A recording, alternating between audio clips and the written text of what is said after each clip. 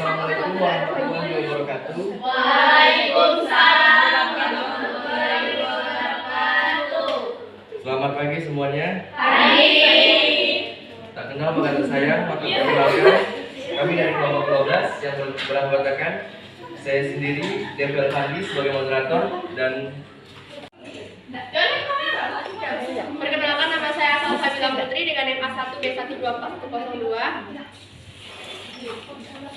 Perkenalkan, saya Adi Rahma dengan NIM A1B12408. sebelumnya terima kasih kepada dosen pengampu Ibu Sitianik Muhayyarah Bambang, MPD, selaku pengampu mata kuliah keterampilan menyimak. Kami dari kelompok 12 akan menyampaikan materi tentang keterampilan menyimak pada cerita rakyat. Langsung saja, saya akan menjelaskan pada materi pertama. Pada materi pertama yaitu definisi cerita rakyat.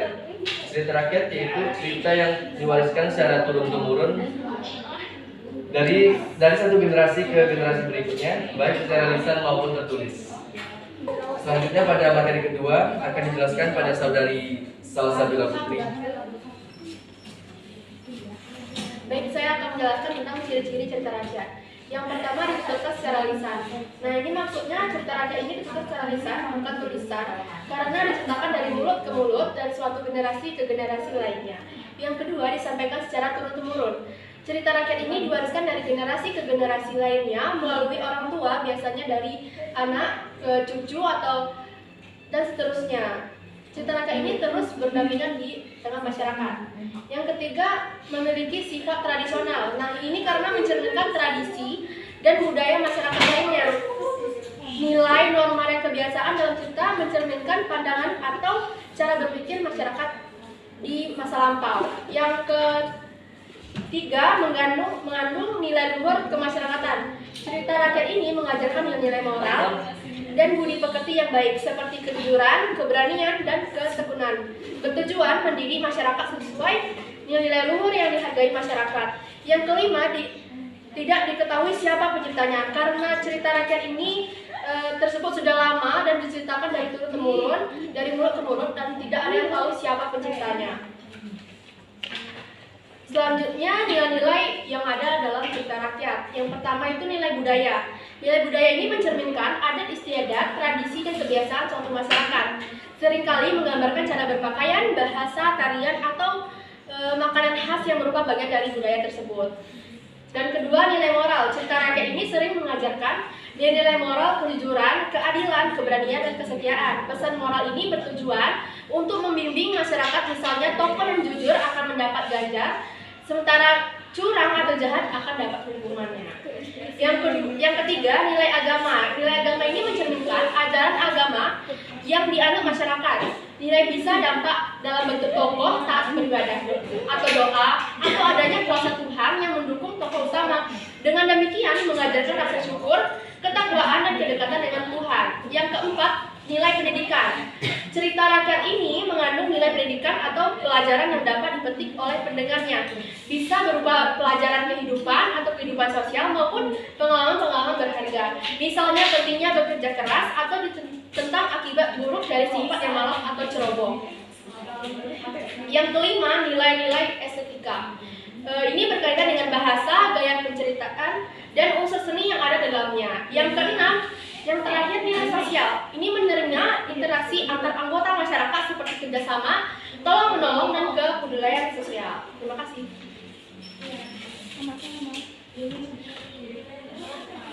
Baik, selanjutnya saya akan menjelaskan tentang teknik menyimak cerita rakyat. Yang pertama yaitu fokus pada narator. Memberikan perhatian kepada narator ini berarti menghindari gangguan dari lingkungan sekitar. Dengan fokus pada narator, pendengar dapat menangkap intonasi, ekspresi, dan bahasa tubuh yang membantu menyampaikan emosi dan nuansa cerita. Yang kedua yaitu mencatat poin penting. Mencatat poin penting dapat membantu pendengar mengingat detail penting sebuah cerita. Ini bisa berupa karakter, peristiwa kunci, atau pesan moral yang terkandung dalam cerita. Mencatat juga dapat membantu dalam analisis lebih lanjut. Yang ketiga yaitu merenungkan makna. Merenungkan makna ini untuk internalisasi nilai-nilai yang diajarkan oleh cerita rakyat. Yang keempat yaitu menggunakan imajinasi. Pendengar harus berusaha untuk membayangkan setting, karakter, dan peristiwa yang digambarkan dalam cerita.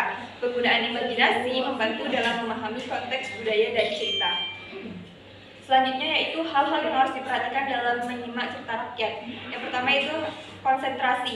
Pendengar harus memastikan tidak terganggu dari hal-hal yang dapat mengurangi konsentrasi. Mengatur lingkungan yang tenang, nyaman dapat membantu meningkatkan konsentrasi. Yang kedua yaitu emosi narator. Intonasi, penekanan kata, serta ekspresi wajah dapat memberikan petunjuk tambahan tentang perasaan, karakter dalam cerita dan suasana. Selanjutnya kami akan menayangkan video cerita rakyat yang berjudul Maling Kundang.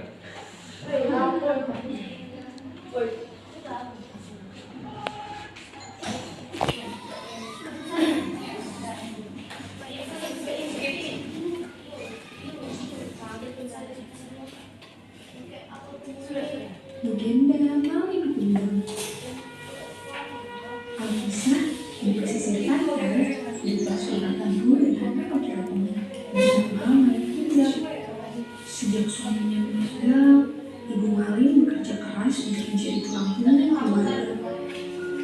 Selamat pagi, Maling. Ibu pergi berjualan ikan dulu ya, Nak? Maling mulai ikut membantu. Tentu saja. Maling kecil memang sangat rajin dan selalu menemani ibunya untuk berjualan ikan di pasar.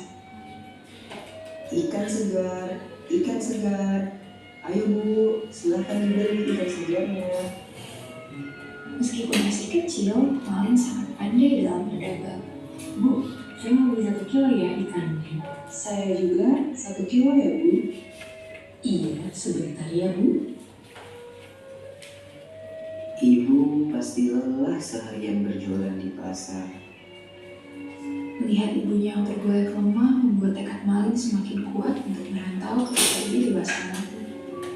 Seiring berjalannya waktu, Maling kecil berubah menjadi seorang pemuda yang gagah. Ia merasa sudah waktunya untuk menggantikan ibunya untuk bekerja. Apa kamu yakin, Nak, untuk pergi merantau? Tentu Bu, doakan Maling agar bisa sukses nanti. Akan berdoakan setiap hari. Hati-hati ya, Nak. Sampai jumpa Ibu. Sampai jumpa, anakku. Bersama dengan ibu lainnya, Maling pun mulai menaiki kapal.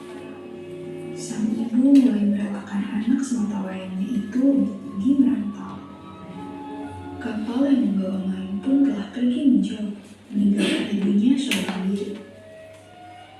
Selepas Maling pergi merantau, ibunya selalu merindukan anak sematawayangnya.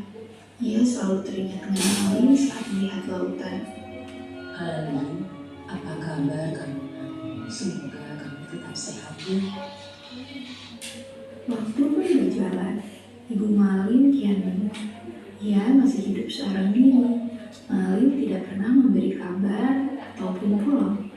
Hingga suatu hari, rumahnya didatangi oleh pemuda. Permisi Bu, apakah Anda ibu dari Maling Kundang?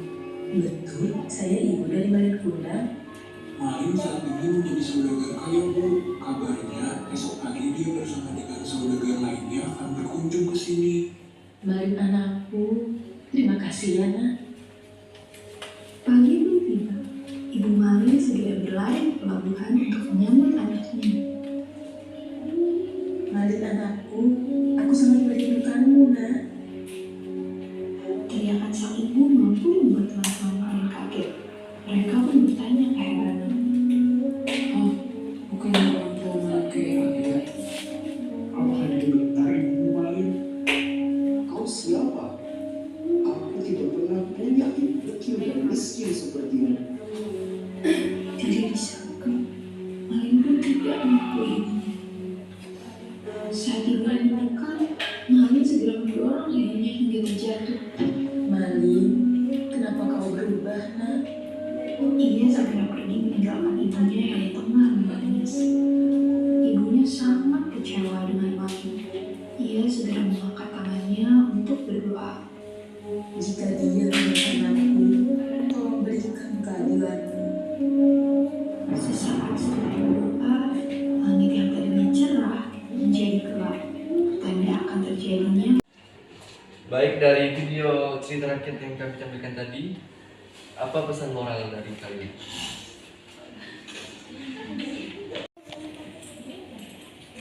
Baiklah, perkenalkan saya Salsali Wadeusi dengan NIM A1B124110.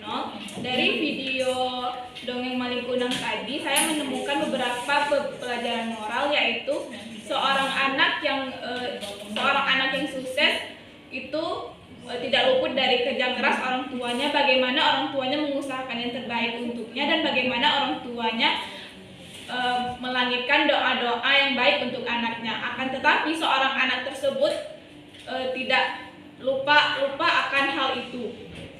Dia seolah-olah merasa tinggi dan malu dengan orang tuanya yang sebelumnya itu dia juga berasal dari keluarga yang tidak mampu. Akan tetapi ketika dia sukses, dia melupakan hal itu merupakan sikap yang buruk bagi seorang anak. Dan perlu kita ketahui bahwa setelah kita sukses itu, pelajaran yang bisa kita ambil tetaplah menjadi seorang anak yang bisa membanggakan, bukan anak yang menghina orang tuanya ketika dia sukses. Mungkin itu saja. Terima kasih kepada saudari Salsali Wadeusi. Kami ingin menyampaikan nilai yang terkandung dalam cerita rakyat Maling Kundang menurut kelompok kami. Pada yang pertama itu pentingnya berbakti kepada orang tua, dan yang kedua tidak boleh durhaka kepada orang tua, dan yang terakhir menghormati dan menghargai orang tua. Itulah pesan moral menurut kelompok kami. Terima kasih. Dari materi yang kami sampaikan tadi, tentunya ada plus dan minusnya. Maka dari itu, kami membuka 2 sesi pertanyaan. Kepada audiens, dipersilahkan yang ingin bertanya. Nama saya Najwa dengan NIM A1B124111. Saya ingin bertanya, bagaimana menyimak cerita rakyat dapat meningkatkan keterampilan menyimak? Terima kasih. Baiklah, perkenalkan nama saya Slebari Sadia dengan NIM A1B124099. Izin bertanya kepada kelompok 12. Bagaimana peran cerita rakyat dalam membentuk budaya di suatu daerah? Jawab dari pertanyaan dari Najwa, bagaimana cerita rakyat dapat meningkatkan keterampilan menyimak? Karena cerita rakyat melibatkan berbagai aspek keterampilan mendengar, mulai dari fokus dan ingatan hingga analisis dalam pemahaman dalam. Ini membantu mendengar meningkatkan kemampuan menyimak yang lebih terstruktur dan berimbang. Apakah jawaban saya menjawab pertanyaan Anda? Terima kasih.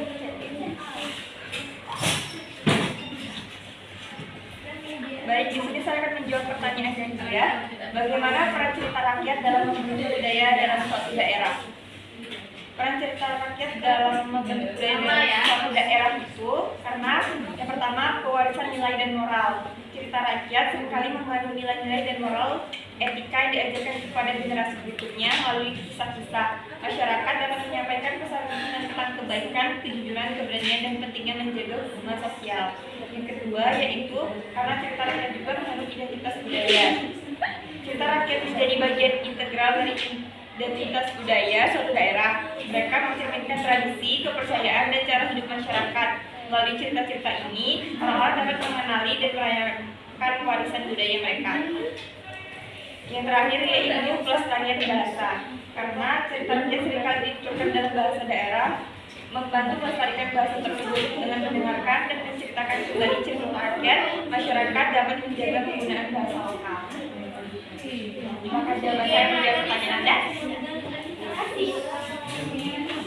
Dari pemaparan materi yang kelompok kami sampaikan tadi, dapat disimpulkan secara keseluruhan, cerita rakyat merupakan bagian integral dari warisan budaya suatu masyarakat yang tidak menghibur tetapi juga mendidik. Keterampilan menyimak sangat penting untuk memahami dan menghargai cerita rakyat, karena melalui proses mendengarkan yang aktif, pendengar dapat menangkap pesan moral dan nilai-nilai budaya yang terkandung di dalamnya. Dengan memperhatikan teknik menyimak dan ciri-ciri cerita rakyat. Kita dapat melestarikan tradisi ini dan memastikan bahwa warisan budaya tetap hidup dalam generasi mendatang.